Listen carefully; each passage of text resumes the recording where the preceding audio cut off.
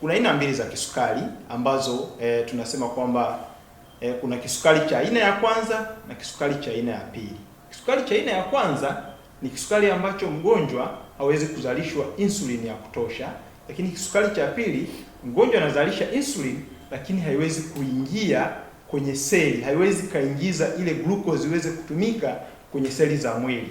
Kwa hiyo unakuta ile glucose inakuwa nyingi ndani ya mzunguko wa damu, ndio tunasema kisukari cha pili. CMOS Plus inasaidia kwa namna gani?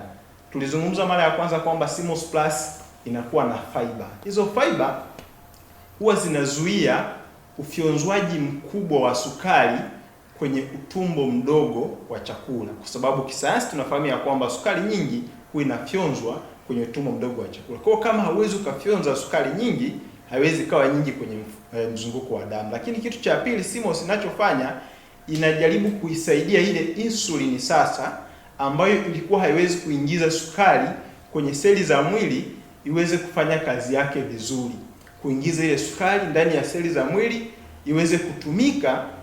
Hivyo inazuia kiwango kikubwa cha sukari kuwa kwenye mzunguko wa damu. Lakini pia tukienda kwenye pressure tunafahamu ya kwamba huwa inasababishwa kwa kiwango kikubwa na mafuta yale au sukari kukaa kwenye mishipa ya damu. Hiyo ndio kwa kiwango kikubwa huwa ndio chanzo cha pressure. CMOS Plus inasaidia nini? Moja ya aina, kwa sababu kwenye mwili tuna hivi virutubishi tunaita pia fats. Lakini fats na zenyewe zipo za aina tofauti. Tuna aina ya fats ambazo tunaita ni lower density lipoprotein au LDL. Hii tunasema ya kwamba huwa ni fati mbaya. Hii fati ikizalishwa kwa wingi kwenye mwili wa binadamu, hasa kwenye ini, huwa ina tabia kwenda kujipachika kwenye mishipa ya damu. Ikiingia pale mishipa ya damu inakuwa na size ndogo. Kwa CMOS Plus, moja kitu ambacho inakifanya pia ni kupunguza uzalishwaji wa hizi fats mbaya kwenye mzunguko wa damu.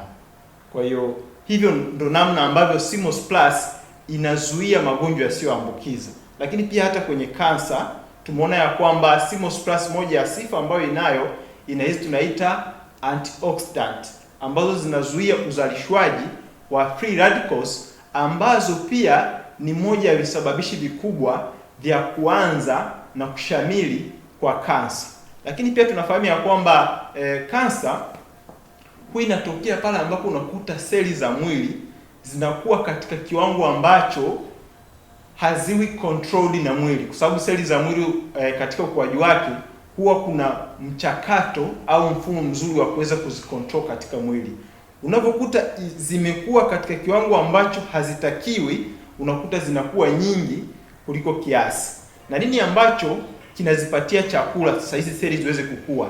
Ni ile mishipa ya damu midogo ambayo unakuta inatengenezeka. Kwa lugha ya kitaalamu tunaita angiogenesis. Ni kutengenezwa kwa mishipa mingine ya damu ambayo inakuwa inazipatia zile seli za kansa chakula. Kwa CMOS Plus pia ina baadhi ya virutubisho au ingredients ambazo zinakuwa zinazuia utengenezwaji wa hii mishipa ya damu mipya kwa ajili ya kuzipatia kansa chakula. Kwa namna hiyo CMOS Plus inakuwa inasaidia utengenezwaji lakini pia na kusambaa kwa kansa katika mwili wa binadamu.